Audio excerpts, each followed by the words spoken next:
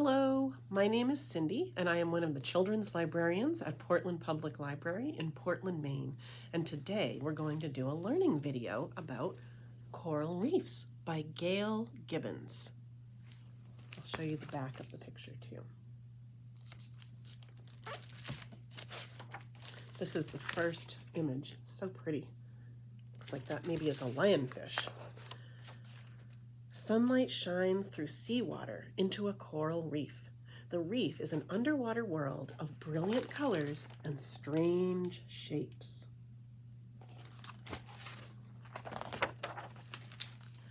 Where coral reefs are found. Marine biologists believe coral reefs existed about 400 million years ago when dinosaurs lived. At the same time that dinosaurs became extinct, coral reefs died out. About 50 million years ago, coral reefs began to return, and they continue to survive. Here's the map of all the different places. Some of the places are the Indian Ocean, around the equator, the Pacific Ocean, Hawaii. Marine biologists tell us that coral reefs were built over long periods of time with the tiny skeletons of animals called hard coral polyps. And here's what a hard coral polyp looks like. Layers of hard coral polyps build up when the polyps attach themselves to each other.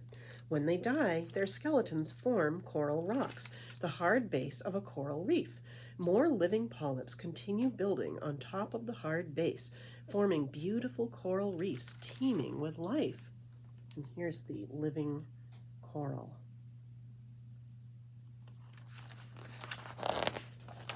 Three kinds of coral reefs. A fringe reef grows close to the shoreline. A barrier reef grows farther away from the shoreline. It is separated from the shoreline by a channel. So here's a fringe reef, and here's a barrier reef.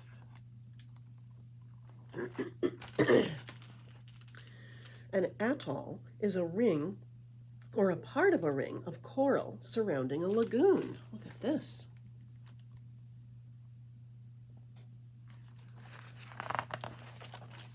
Coral reef zones. Different kinds of corals and sea life thrive in their own special places in a coral reef called zones. Every reef can be divided into 3 zones. There's a shore zone. It is close to the shoreline where the water is shallow. There's a crest reef zone.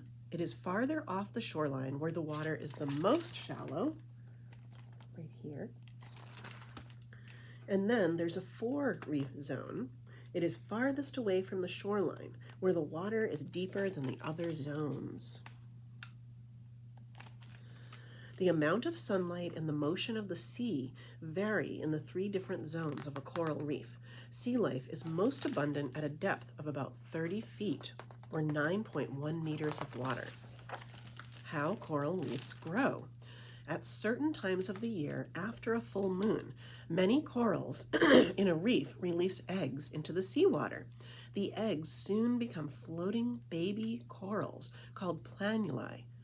When a planula attaches itself to a reef or a hard surface, it forms into a coral polyp. And I'm going to show you a picture of a tiny oval larva of a coral polyp, which is called a planula. It uses hairs to swim. See that? And this is all the little eggs floating around. Over time, each coral polyp reproduces another polyp connected to it. Every new polyp does the same thing. Gradually, the coral structure becomes larger and larger.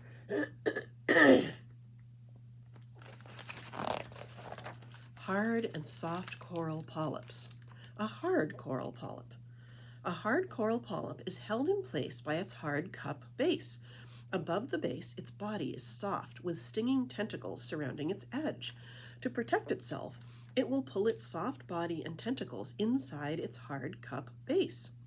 There are about 650 known kinds of hard coral polyps. There are branching corals, leafy corals, honeycomb corals, mushroom corals, star corals. And it says, the hard coral polyp, the tentacles are used for protection and to catch prey. And this is what it looks like. A soft coral polyp. A soft coral polyp attaches itself to a reef with its soft, sticky base.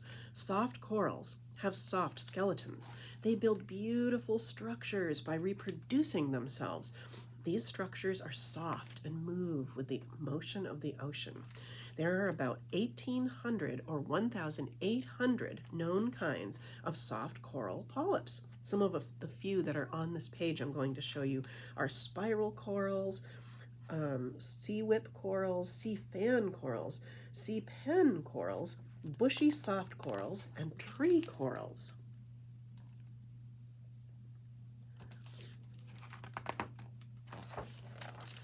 Coral colonies. Each kind of coral will grow into a structure with its own shape and size.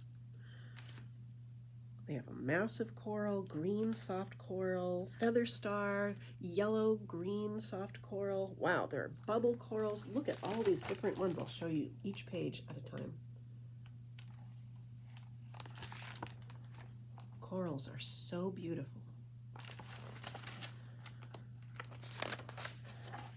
Daytime on a coral reef. Tiny plants called algae live inside the polyps and make sugar. Sunlight makes this possible. This process is called photosynthesis. Polyps feed on the sugar. The many different colors of algae create the many brilliant colors of a coral reef. And it says, without photosynthesis, there would be no oxygen, and all plant and animal life on Earth would cease to exist. During the day, the soft coral polyps catch tiny drifting plants called phytoplankton with their tentacles and eat them. I'll show you first this page. That's a hard coral called a brain coral. And this is a soft coral. And then here's the other picture.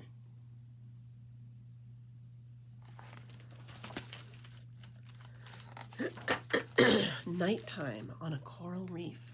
Most hard corals eat only during the night.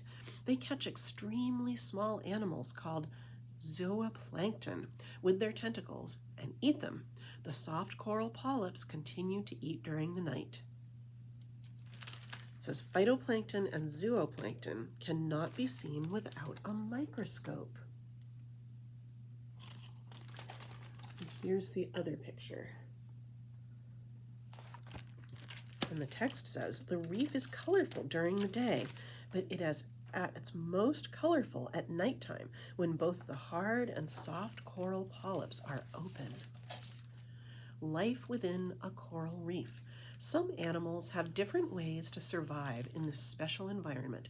Here they find food, shelter, and protection. There are sea anemones and pufferfish, large-scaled leather jackets, filament fin parrotfish, and a lion scorpionfish on this page.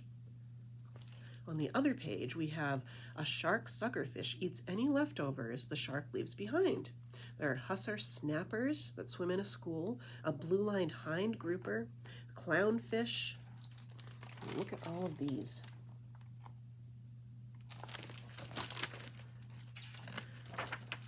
Some species of sea life are protected because their colors blend in with their backgrounds. Others can change colors to match their backgrounds. Still others flash bright colors to scare off their enemies. There's a small flashlight fish which flashes bright colors. Look at that. And then there's a long-nosed hawkfish which blends in, it says. There's a pipefish which changes color. Look at that, it's matching what it's next to. In the daytime, fish look different than they do at, or they have different fish out than they do at night. Look at that.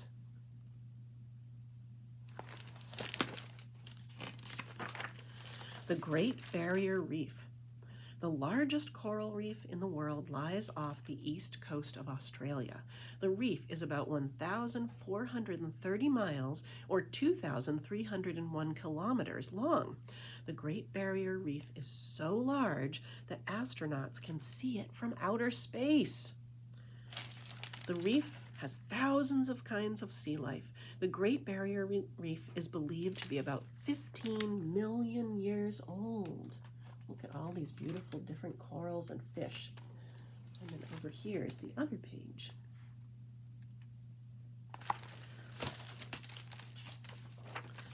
Look, but don't disturb. Marine parks have been created to protect coral reefs. Some people use snorkels and others use scuba diving equipment to explore the reef. There's a sign in here that says, "Do not touch or take anything from the reef." There's someone using snorkeling, and they're both snorkeling, I guess. And on the other page are the scuba divers.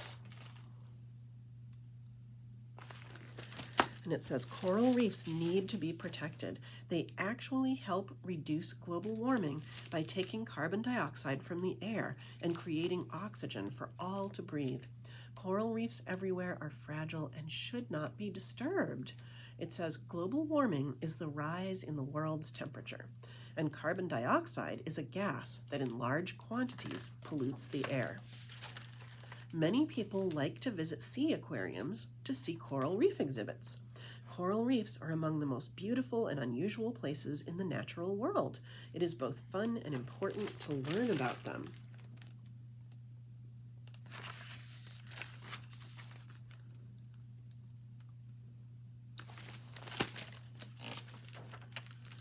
It says coral reefs are hard. Throughout history, many ships sank when they ran into coral reefs. The United States has only 1% of all known coral reefs. Australia, the Philippines, and Indonesia have about half of all known coral reefs. A giant clam can grow to be more than 4 feet wide and can weigh more than 500 pounds. Parrotfish use their bony beaks to snap off corals, which they eat. Yum! More sea creatures live in and around coral reefs than anywhere in the world's oceans. About 200,000 kinds of plants and animal life that live within coral reefs have been discovered and named. Marine biologists believe there could be as many as 2 million types of sea life inhabiting the world's coral reefs. And here's the picture of all those different things I just read about. I hope that you've enjoyed reading Coral Reefs by Gail Gibbons with me. I really enjoyed this book, and I love coral reefs. Thanks again, friends. My name is Cindy. I'm one of the children's librarians at Portland Public Library in Portland, Maine, and I hope you'll come back and visit us soon for another fun video. Bye-bye.